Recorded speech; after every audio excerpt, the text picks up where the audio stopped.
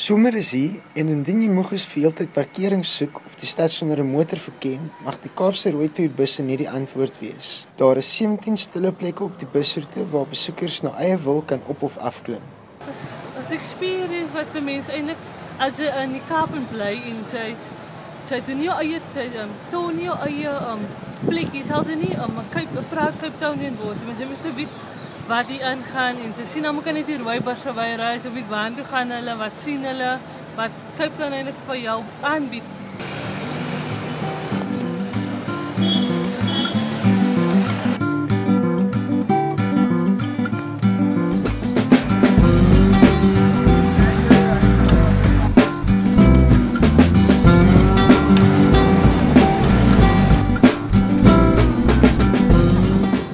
Die interessante ding vir my was die ding van Strandstraat. Dis dat jy ry altyd daardeur. Ons het nou 'n paar keer hier kom vakansie hou en gewerk ook in die Kaap, maar jy weet nooit hoekom het die straat sy naam gekry.